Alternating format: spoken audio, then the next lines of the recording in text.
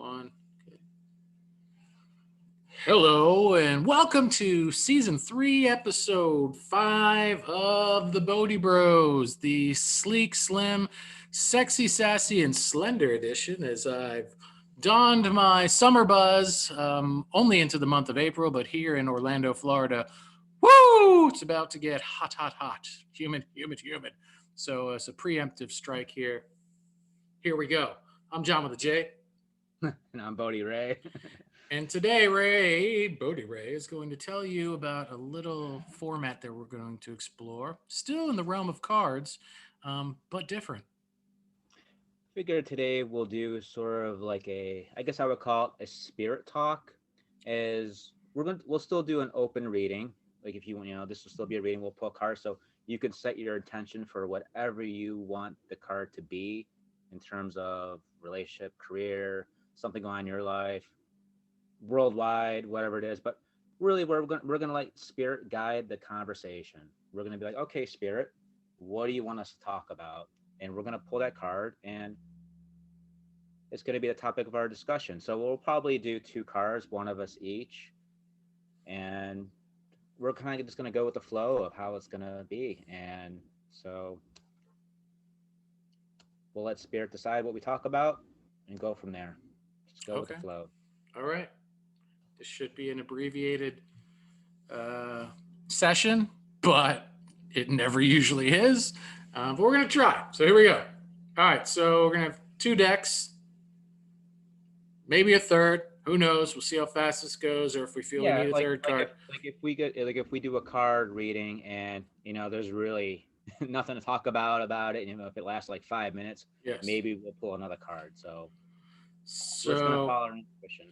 So we don't know who's going first yet. We're gonna determine. We're gonna let spirit guide us to see who goes first. But we could show our decks, right? Want to show our decks? Yeah, we can show our... Okay.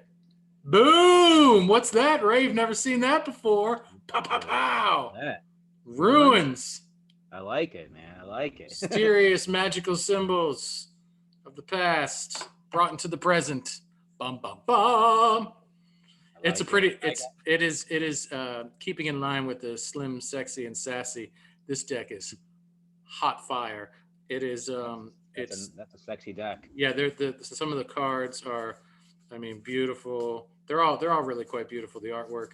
Here's what's also sexy about it. There's only 24 cards. Pretty slim. That's it, right? And I want to say 7 or 9. I'm not sure. There's 1, 2, 3, 4, 5, 6, 7. 7 different languages translated in the book. So what's wonderful about this, and all the readings are pretty short, but this is a great one for a topic of igniting topics of conversation. You could take this deck with you around the world. It is very slim and slender and could fit in your backpack. And what a great conversational piece, if you're in France or Germany or, oh my gosh, Spain, or it looks like Italy. France. Nice little companion to take with you to make some new friends. So that's my deck. What's your deck? I'm going with the good old-fashioned Zeno show. This is a very reliable deck. This is a deck that I count on a lot for answers. Yes. Very accurate. Has a lot of good topics. Okay. Good conversational topics. So and the readings are super long either, so we're pretty direct to the point. Okay. So I think you should go first. I like that runes deck. You think I should go first? Yeah. So spirit spoke through you and said I should go first, huh? Yes. Okay. I'll go first. I'll go first. I'm shuffling it up.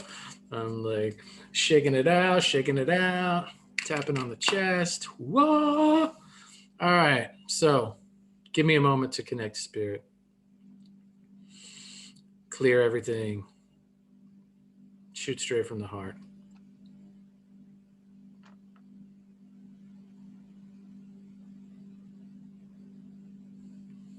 What does Bodhi Ray and John with a J need to talk about today?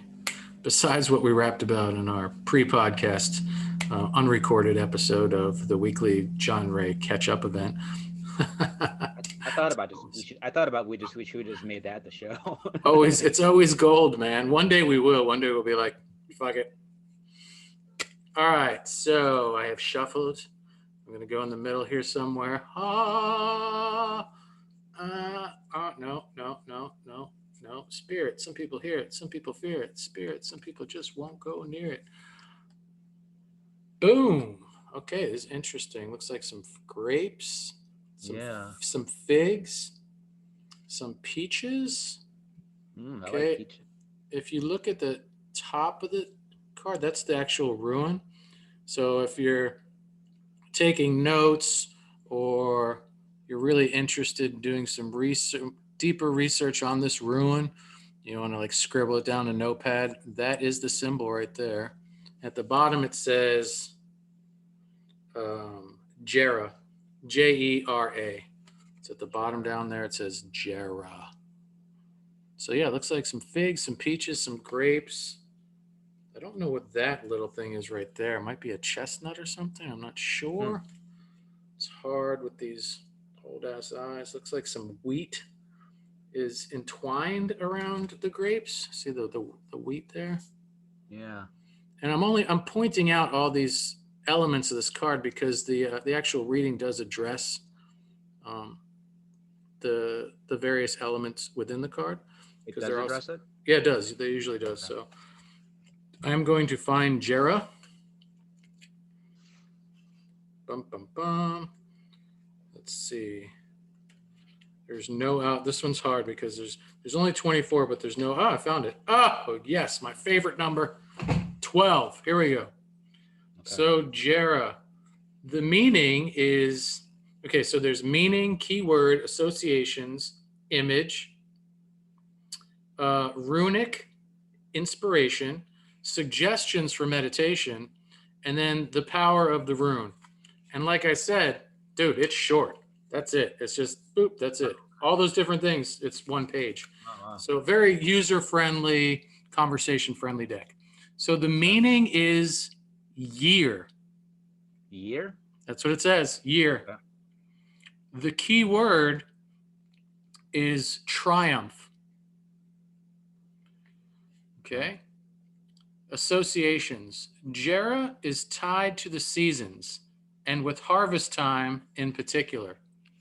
That would explain the abundance of fruit and wheat and all that wonderful stuff there. Okay.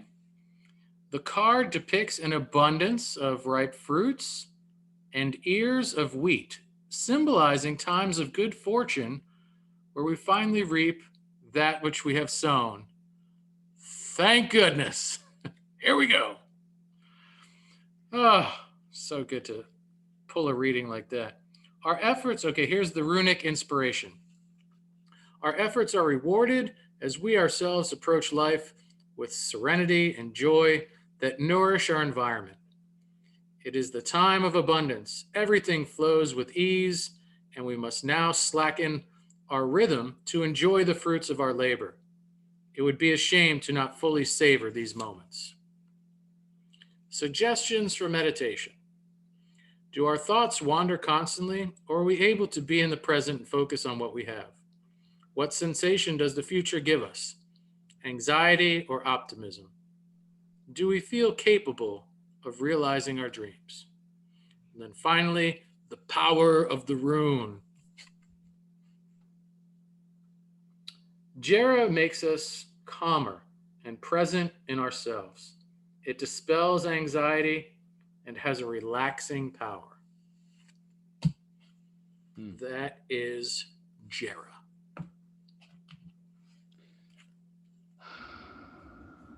The feelings, what came to me during that reading was the word patience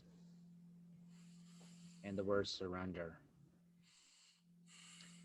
Because you think about when you harvest, when you plant a seed, you have to be patient. You know, you don't reap the fruit right away. You have to let it grow.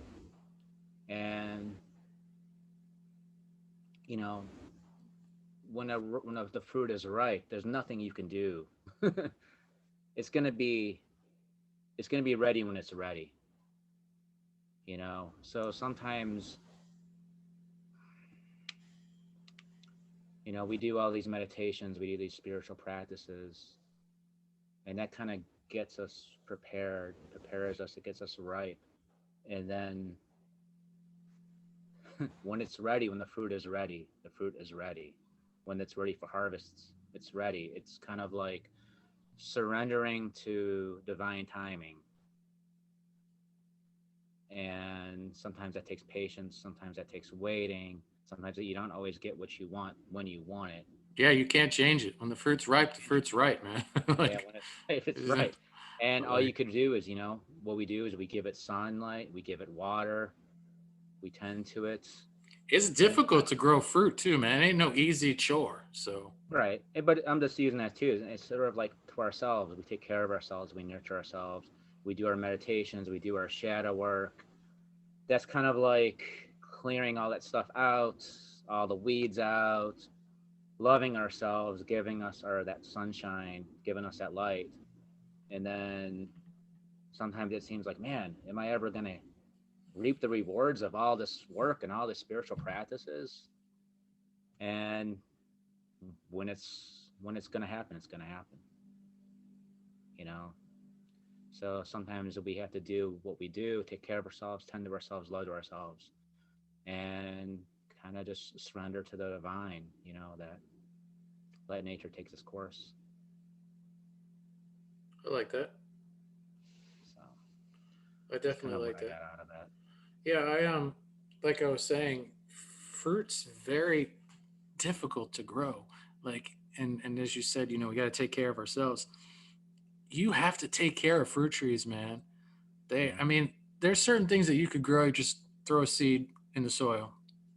If it rains, boom, it blooms. I have a very good example of that. Right outside my front door, and it's called Spanish needle, and I love it. There's like little white flowers, and it's really supposed to be good for your respiratory system. You can make tea from it and stuff.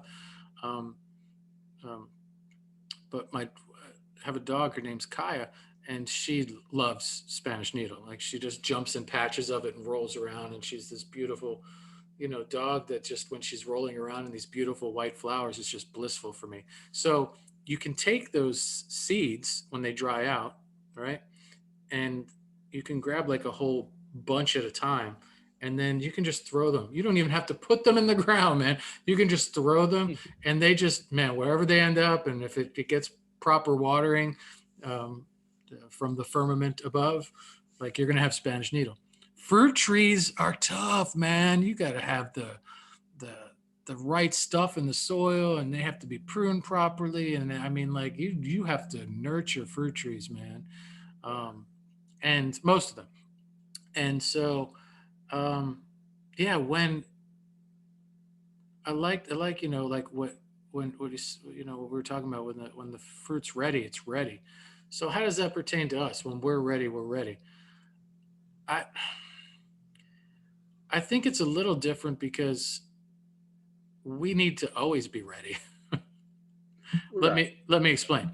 Like we don't need to always be ready, but it's nice to always be ready because as adults, we've planted tons of seeds. And I think we need to remember that. It's not just the seeds we just planted last season or the seeds that we, are planting today or yesterday. It's seeds from years and years and years ago. Maybe there's a whole meadow of plants that we've forgotten about or we've neglected or something. And just to take a moment to stop and be present in the moment and remember those seeds, those practices, those processes, those relationships, whatever. Um, Maybe that need watering, maybe that are ready for harvesting, but we have to pull some things aside to see them, and that could happen in meditation. It asked one of the questions was what are you anxious about or what do you have anxiety about or I don't remember. Let Yeah, me. it said something about having anxiety about how you look at the future. Do you look for it with anxiety or optimism? And you know, I think that's important too. And um, you know, I think it's normal. You're going to have anxiety about future, but I Right. think sometimes the more present you are, and you kind of remind yourself, like you said, remind yourself of the seeds that you've already planted, and have faith in that. Oh, Have faith in the wisdom that you've already made it this far. Look at all the things that you've overcome. You've overcome all these storms and maybe harsh winters and just of stuff that you thought that really beat you down. And look at you now. You're still going. You're still moving forward, and have faith that that's going to continue no matter what you face in the future. So that yeah. can give you some optimism. Yeah, it says, what sensation does the future give us? Anxiety or optimism? You're Yeah. very close there. And do we feel capable of realizing our dreams? So that's important too.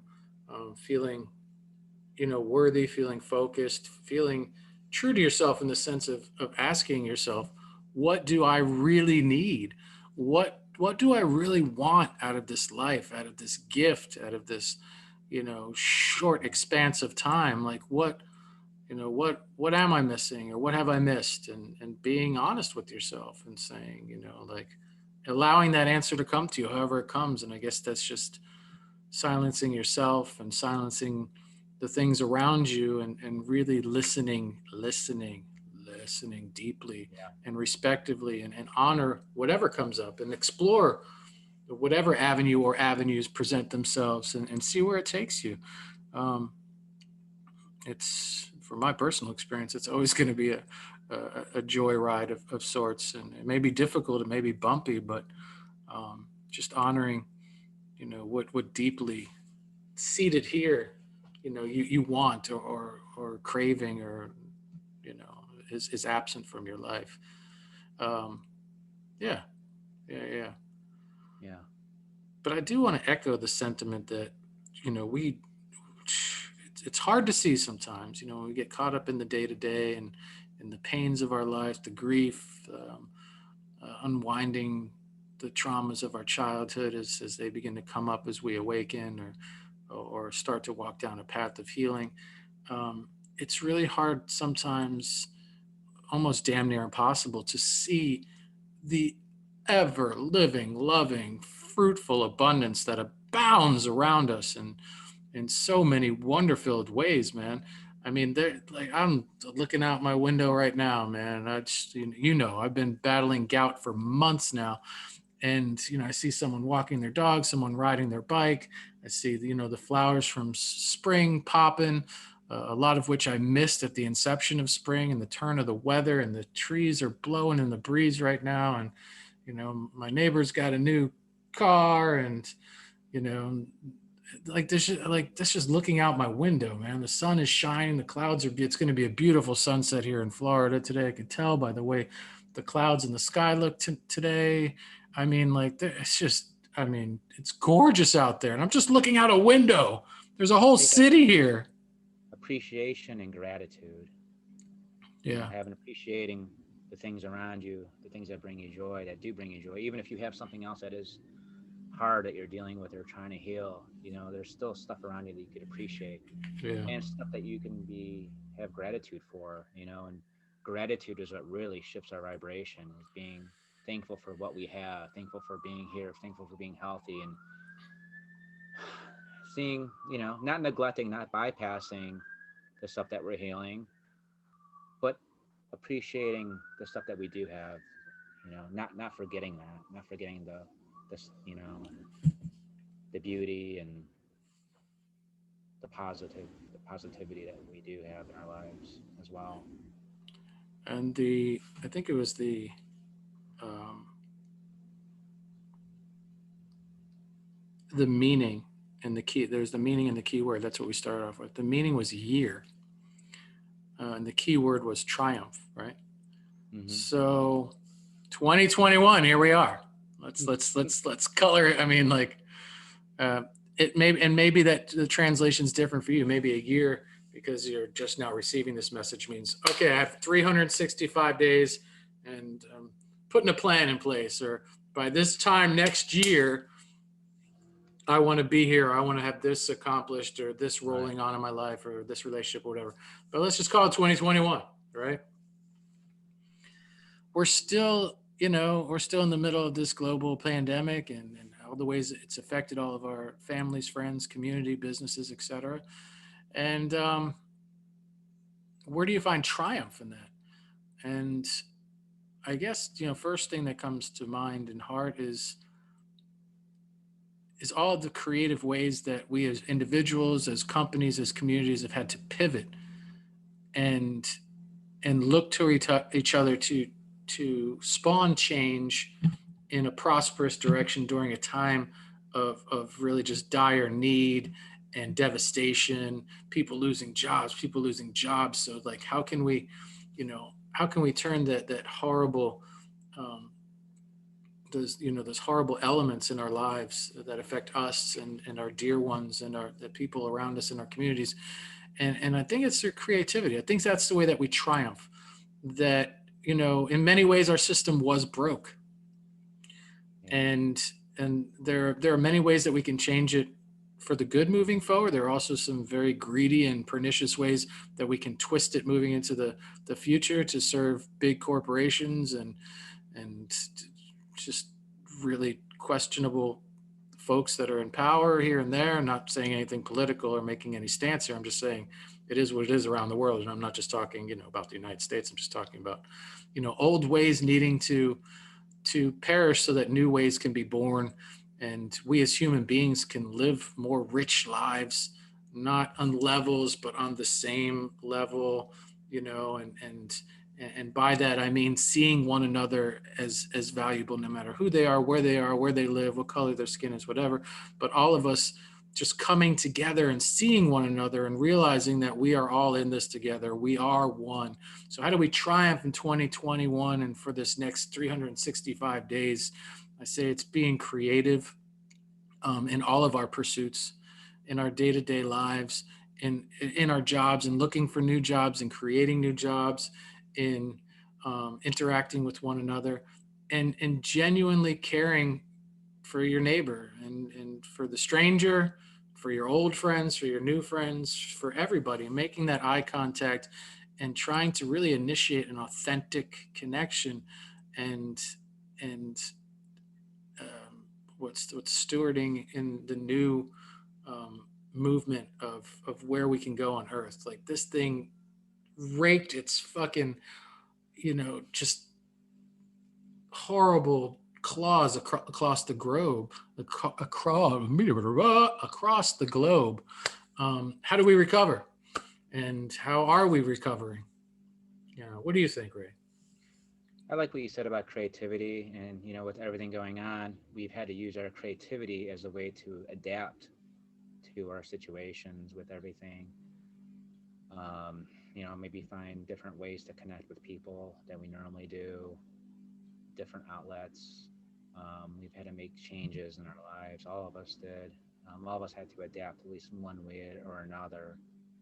And sometimes you can that could be a positive because maybe you didn't see yourself as strong enough to be able to do that. Now it kind of brought out that side of you. You were kind of forced to be creative and find a way to persevere and continue your life the way you wanted to. So yeah, I think being creative in that way of triumphing, and triumph to me is still being able to love, keep my heart open through all this. And a lot of times we're very divided in politics and everything else, and being and not closing my heart off to somebody who maybe has a different opinion or a different belief about how this should be or how things should be. And that's kind of a challenge. We get caught up in the media has uses that kind of divide and you know likes that. And I have people that I'm close to and friends that see everything completely different than I do, and I'll disagree with them and blah blah blah blah. But I have to keep the challenge for me is to keep my heart open towards that person. And when I'm in my soul, that other person's a soul, and still have that connection, that soul connection with that other person, and still be able to open my heart towards another person who is different from me. So that's a challenge too, Yeah, is to keep that unity, because that unity comes from the heart. That unity is that love. it's hard to grow fruit, man. But Right. that's really well said, man. I'm glad you made that point, because that's That's rampant right now. People deleting people from their social media platforms just because of a comment or this and that. And look, that's your right to do what you got to do. Right. But what Ray's talking about is like he said, it's challenging, especially when the viewpoints are so polarizing, man, and they're just so pronounced and so like you might feel like, wow, man, like you're trying to wreck this world. I'm trying to build it, and the other person's thinking the same damn thing. Like Hmm. and that could tear friendships and families, and I've seen it apart. So it is definitely challenging times, man, and it is difficult to grow fruit. But how wonderful when you do have a tree that bears fruit, or a bush, or Yes. a vine, or whatever it may be. It's such a joy to pick when you've grown your own too, or to share with a friend that's grown theirs. It's so wonderful to know where your food and your medicine comes from. It's such a glorious connection. But yeah, I think we did good for that with that card, We man. You want to did. move on? Yeah. Let's do the Zeno show. Yeah, buddy. All right. All right. All right. Boop. Oh, easy there, McConaughey.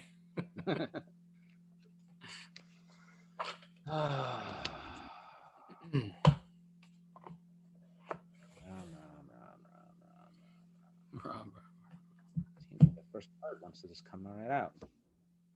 Ooh, I pulled transformation. Well, well, well. What number? What number is it? It looks like it's Roman numeral number 13. Okay, so I pulled card 12 and you pulled card 13. Yeah. Bum, bum, bum. That's how we do it, folks. I mean, you really don't understand yet, but you will. Like there's magic dancing over here, man. And our cards always, the numbers line up, the artwork, the themes. Like it's always a All really right. really fun So dance. there's 2 pages, so I'm gonna read both since we're just doing one card. Yeah, man, do it, do it. Story time with Bodhi Ray. Here we go. I'm gonna look at it. So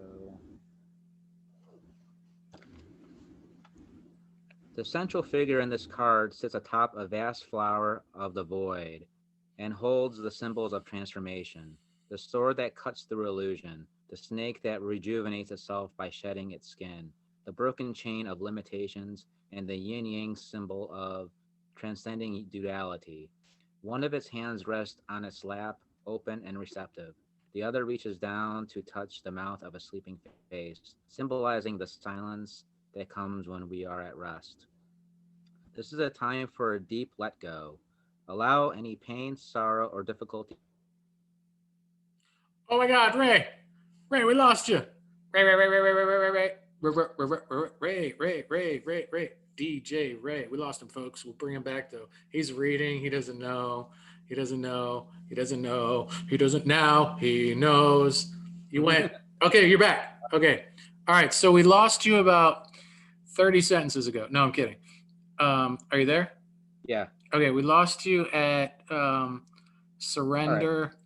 This is a time for a deep let go. Allow any pain, sorrow, or difficulty just to be there, accepting its facticity. It is very much like the experience of Buddha when, after years of seeking, he finally gave up knowing that there was nothing more he could do. That very night he became enlightened. Transformation comes like death in its own time, and like death, it takes you from one dimension to another. A master in Zen is simply a teacher. In all the religions there are only teachers. They teach you about subjects which you don't know, and they ask you to believe because there is no way to bring these experiences into objective reality. Neither has the teacher known them, he has believed them. He transfers his belief to somebody else. Zen is not a believer's world. It is not it is not for the faithful ones. It is for the daring souls who can drop all beliefs, unpopular doubt, reason, mind, and simply enter into their pure existence without boundaries. But this brings tremendous transformation. Hence, let me say that while others are involved in philosophies, Zen is involved in metamorphosis, in a transformation. It is authentic alchemy. It changes you from base metal into gold. But its language has to be understood, not with your reasoning and intellect, but with your loving heart. or even just listening, not bothering whether it is true or not.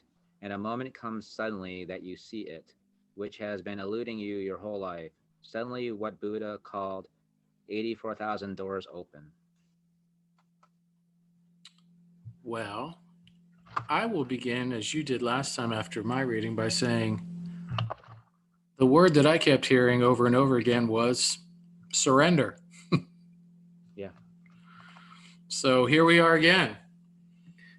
And you said that when the Buddha, this is the part that struck me the most, um, realized that there was nothing else left, I guess, to strive or seek for or analyze or achieve, that night he attained enlightenment.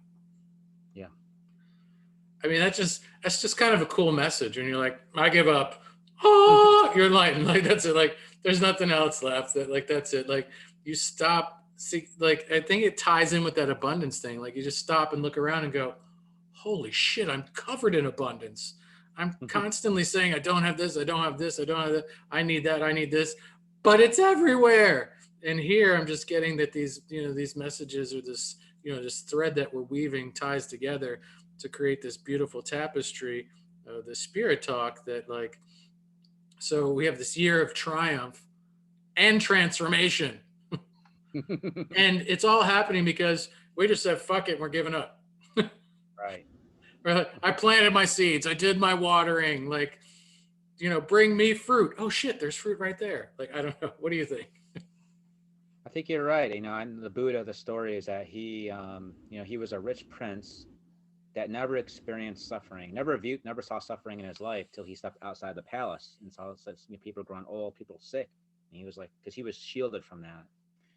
So then he goes on this journey of doing all these spiritual practices and became a yogi and basically almost starved himself to death, doing all these like extreme practices. So he's like under the Bodhi tree, almost dying and because he was fasting all this much. And then he kind of, like he said, like he kind of was just like, what the hell am I doing this for? What am I trying to get? And I think he realized that there was nothing to get, that he already had it, that what he was looking for externally, trying to get something from something, Yeah, it was already there. yeah, Because his eyes were, the ego always looks outwardly for fulfillment. And you have to realize that you already are fulfilled. You don't, it's sort of like the tree, the tree, you can't strive, do anything to make the tree or the flower blossom any faster than it's going to, you know? And that's when he kind of had that realization that he already was enlightened. That's why they say real enlightenment is a realization. It's not something you obtain. And we have that part of ourselves that's always striving, always seeking, and it's almost like that energy. You have to allow it. You don't bypass it. You don't try to be like, shame it. You're like, oh, okay, go for what you want. Go for that fulfillment. Go for, seek it, all the money you want. Go for that perfect relationship. Whatever it is. But you realize that, yeah, it will bring you some level of happiness, but it will never fully it'll never bring you that full fulfillment that you really want. You already are fulfilled, and that's the secret of abundance, is realizing that you already have that. It's not, because a lot of times when we're trying to get something, we're trying to manifest something, we put it on a pedestal. When we put something on a pedestal, we kind of say that we don't have it, it's separate from us. So when we want to get something, we realize that we already have it. We already have that love. We already have that fulfillment of that abundance. And it's realizing that we are. Another thing they say about enlightenment is when the wave realizes it's part of the ocean, that it is the ocean. That it's not separate from the ocean. I've heard that before. Yes, Yeah. like that. So I think really, like, transformation, it isn't like becoming something. It's almost like this. It's almost like an unbecoming. Mm. It's unbecoming everything that you're really not, because we identify with our experiences, we identify with our social conditioning, we identify with our beliefs, our thoughts, our opinions, and we create this matrix of, this is who I am. But if you really look at it, there really is no self in any of that. A lot of it, we know it's coping mechanisms, Right. different coping mechanisms, different conditioning. So it's like, okay, well, where is the self? Who is the self that's going to get transformed? Right. There really is none. I mean, we could change our self image when we heal. We change our self image, and maybe we drop a coping mechanism. We drop, something that we use for survival. Part of our ego drops off. Right. But the transformation is realizing that who we truly are beneath all that and living from that place. So coming from a place of surrender and then allowance, right? Yeah, yeah, So we're just surrendering to what is and what we are and allowing versus resisting and saying, no, no, no, no, no, or I can't, or what if, and just, like the tree, the tree is planted, the tree does what the tree does, depending on, what yeah, the community does to provide for it. And the tree doesn't ask of anything. It's given what it needs because the tree is giving of itself and what the tree is. The tree provides shade or fruit or aesthetics or whatever the case may be. And by no means whatsoever am I comparing myself to the Buddha at all. However, I spent a lot of time underneath a Bodhi tree. I don't know what it is about a Bodhi tree, man, but they are magical. And there's one here in Orlando, right next to a vegan cafe that I loved before it went out of business. And I would spend hours under that tree, just sitting in a chair that I brought or a chair that was provided there, just something comfy. Hours, Ray, in the shade and just looking up on this canopy of endless Bodhi leaves and then actually Bodhi berries and watching the birds play. And I mean, it was a busy cafe too, so people come and go and come and go. And a pretty tight knit community here in Orlando. So there were a lot of like friends or familiar faces. And man, I got to tell you, some of those days where I spent hours under that tree, I was spending yeah. hours on that tree because I didn't have anything else to do. Like I had no money, no job, whatever the case may be, is, this close to being homeless, um, but was never, quite homeless. Always had a place to stay and keep warm and be fed, fortunately. Not everyone has that experience. But let me tell you this, man, just sitting under that tree, my God, some of the most profound moments for me, man. And I was without asking or expecting or anything. Man, people bought me food, brought me free tea from inside the cafe and stuff like that. I didn't ask for it. I didn't look like I was parched or starving or anything like that, but just people wanting to share. Much like people brought trinkets to hang on this really beautiful special Bodhi tree, and a local organization took care of it with fertilizer, watering it and pruning it, taking care of it. Like my community showed up for me and was taking care of me, man. Just I didn't put a hey guys, I'm sitting under the Bodhi tree today. Please bring me food and water. But like I never went hungry. I always had sustenance and company. People were like, hey, can we come in and sit with you? I'm like, yeah. And I'd have like maybe like a few decks in my backpack or something. Like, hey, you guys want to pull some cards? And that became the exchange. No, I didn't have fruit, nor did I provide shade. But I maybe in the beautiful exchange of community, maybe I provided a reading or three or something, or maybe my experience or tell a story. Like you can't put a number on that. You can't put a value on a beautiful story shared. And but people should. And by that I mean like, look, there's enough. The tea costs $2. All right, my story costs $6.50. Like like that. A story's a cup of tea is very valuable. It's got medicine in it and hydration and stuff. So does a story, man. A story told at the right time or shared in a really passionate way can transform, there's our word, folks, your life or a multitude of people's lives forever. It's ripples, Did man. you say Ripples. you did that something on the bench where you said something to somebody and they had a transformation? Oh yeah, this What was 66 or yeah, 7 year old man. Like yeah, I asked him, I said, what are you angry about? And he started crying.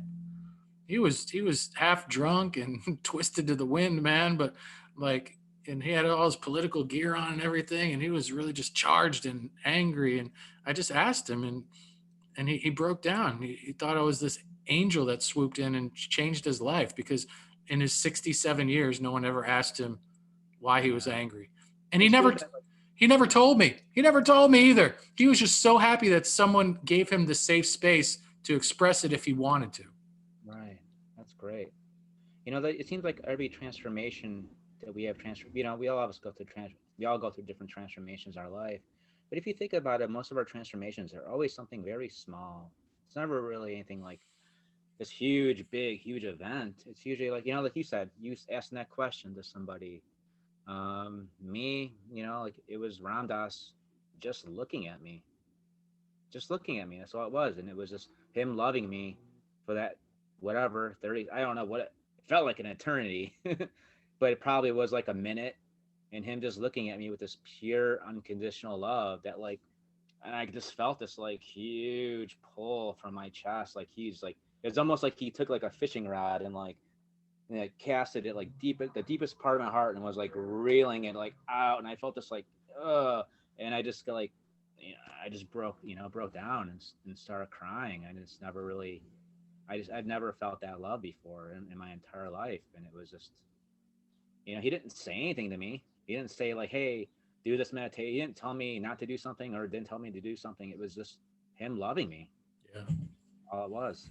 And I mean, it's I think it's just so important for us to stop putting numbers and values on thing, and realizing that everything has value, Yeah. and everyone has value, and we all have stories in us and wisdom to share, and or a snack, or a dollar or two, whatever the case may be. We all have something that we can give to someone else that will help transform their life and create a year of triumph for them, in a moment. And dude, it could be a dollar, and you're like, it's only a dollar. But man, I remember a time, Ray, where a dollar would have bought me a can of beans, and that can of beans would have fed me all day, and I would have Yeah. been tickled as shit to get that can of beans because I was hungry.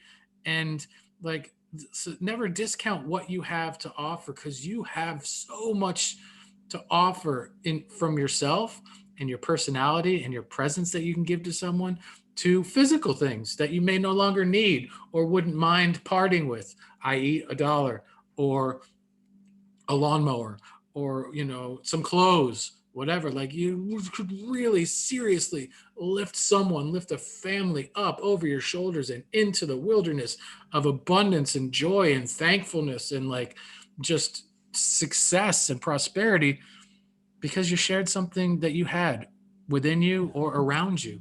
There's a bunch, dude. Fruit is hard to grow. I don't know why I keep saying it, but like, seriously, but it's everywhere. Pick it, eat it, share it. I think kind of what you're saying, the fruit is all around us, and it kind of made me say about, also what you're saying about value is that when your eyes are open, everybody's the Buddha.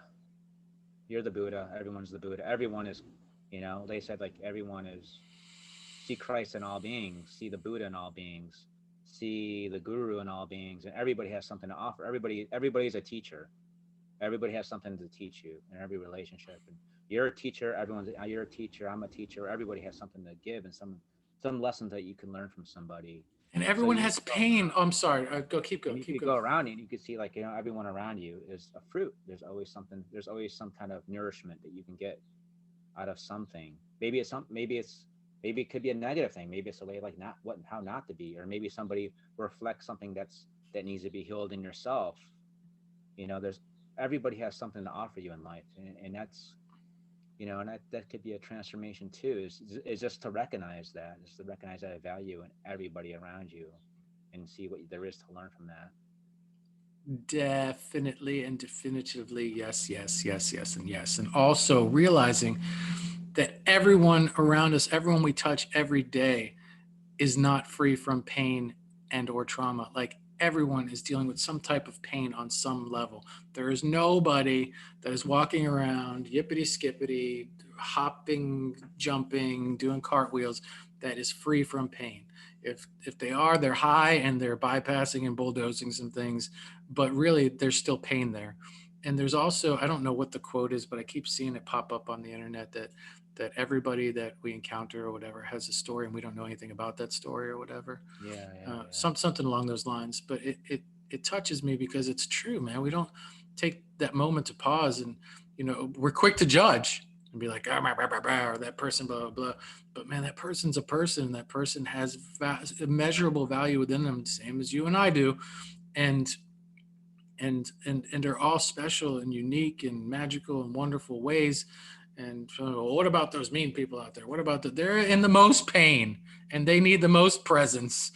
And Yeah. and trust me, when you sit with mean people or angry people, whatever, like the old man on the bench, like it doesn't take much to transform that interaction and give that person a gift that they're never going to forget. Because it could be, maybe because we're taught and we're programmed as stay away from mean people or scary people or whatever, blah blah blah.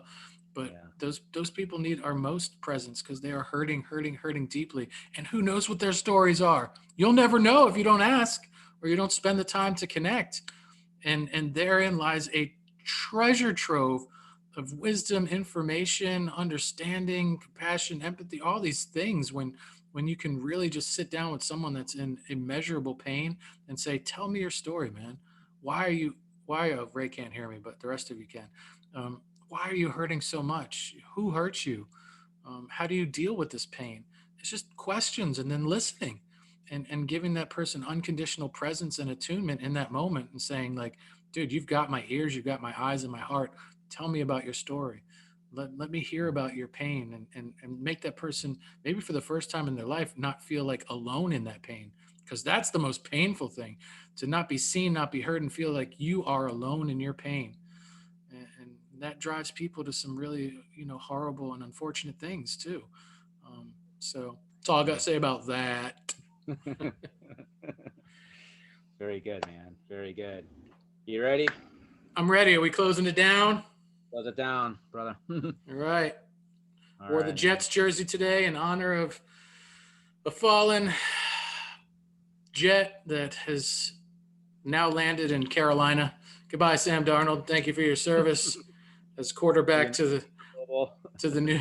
Yeah, now he'll take the Carolina Panthers to the freaking Super Bowl, because I'm a Jets fan, and that's what happens to us Jets fans. But we talk about everything on the Bodhi Bros, folks, from football to flying, and from food to fearlessness. We cover all the F words. So F all of you. Just kidding. We love you. Effing seriously, big time, for tuning in and giving us your ears, your eyes, and your heart. And please share the podcast, man. Share it. Yeah. Share. If you watched the episode and you thought it was good reading, share the episode. Share episodes of the past. We're never going to grow the audience unless people share. Sharing is caring. Please share, share, share. Subscribe on YouTube. Listen on Spotify. Go over to Facebook, Instagram, this, that, and the other thingamabobber. Find the platform. Connect. Share. We thank you for it. Leave us a comment too. Give us some feedback about, maybe your stories of if those readings touched you in any way, something about transformation or about triumph. What if you, give us your feedback. Give us what you think, about those topics too. We'd like to hear it as well. Thank you for saying that, Ray. And from our hearts to yours, please just remember one thing. Fruit is hard to grow. We'll see you next time, guys. All right. Woo! Let's see. I'm going to hit the right button this time. I promise, Ray.